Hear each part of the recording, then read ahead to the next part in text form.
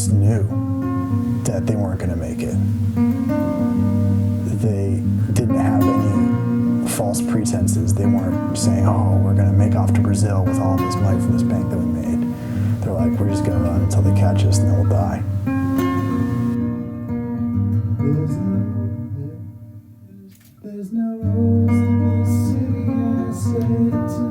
It's hard for me to say how I want my story portrayed because I still feel like I'm at the beginning of it in so many ways, and there's so many things that I have left to do.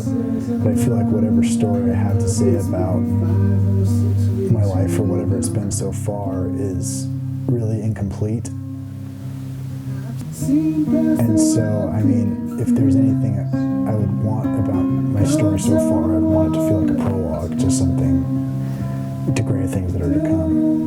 I think that I'm a pretty sad person in a lot of ways. I don't know if that always comes out because I try and just keep it pretty positive, but I think that's why art is so important to me.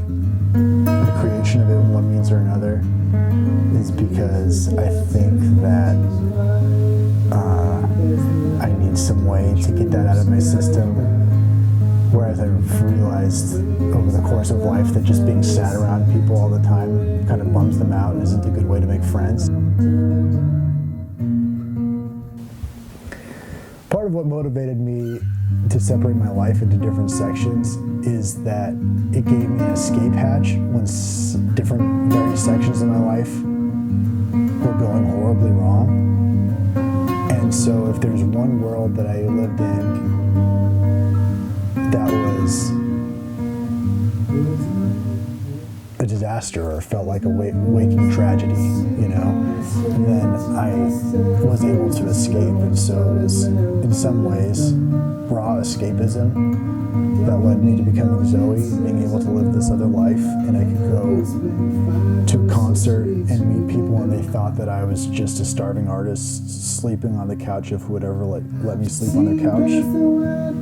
And it was so liberating to be that person when I felt so heavily burdened by all the responsibilities in my real life that I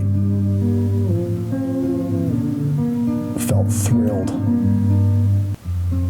to just have this little shot at being somebody else.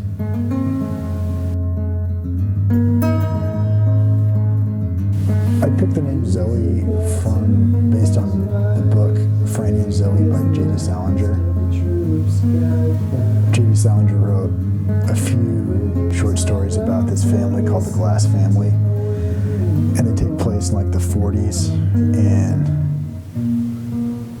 Cape Cod, New England, and they're all kind of weird, sad geniuses. It resonated with me a lot, and one of the boys in the family is named Zoe Glass, and I liked it. I liked everything about it. I liked that it started with Z even. I liked that it was androgynous and that it felt modern in that way. And I liked feeling like I came from some literary legacy. Like I was named for some, obscure literary figure by J.D. Salinger. That felt good to me and fun. I was tired of being Jackson, and so being somebody more unique and memorable really spoke to me, and I felt like it just checked a lot of boxes, and a lot of the boxes I didn't even know I was really looking for in a new name. But as soon as I read Franny and Zooey, I thought, I've got to become something from this. It was more than just reading a book that you like. We're like, oh, I've got to really remember this. I read that book and felt like I had to be part of it somehow.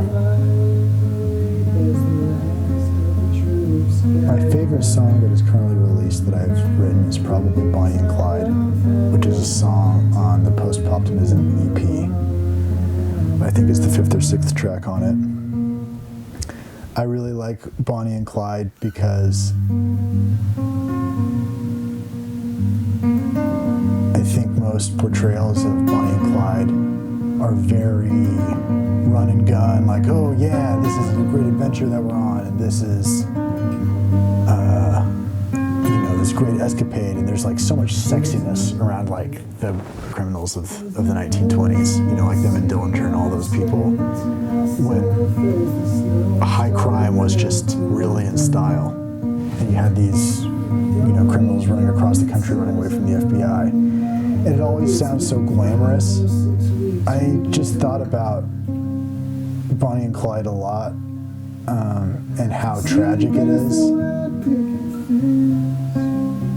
and like the hopeless love of Bonnie and Clyde, where they were sticking together through it all, and especially Bonnie, who was just so loyal and true to Clyde,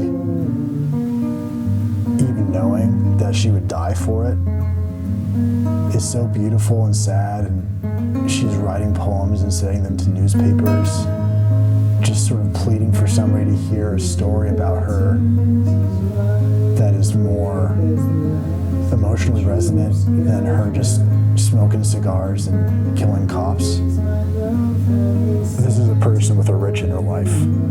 They weren't just two mindless hacks just going around robbing banks. These are people who felt the weight of what they were doing, what was happening to them. And they just knew that they weren't going to make it. They didn't have any false pretenses. They weren't saying, oh, we're going to make off to Brazil with all this money from this bank that we made. They're like, we're just going to run until they catch us and then we'll die. The world is just too big and you're too small. And I feel like I felt that way sometimes. I felt the bigness of the world and the smallness of me. And I really wanted to tell his story and her story in a way that felt true to me. And I don't know how much that comes through to the song, but I've talked to a couple of people who I feel like heard that song and got it in the way that I wanted people to get it.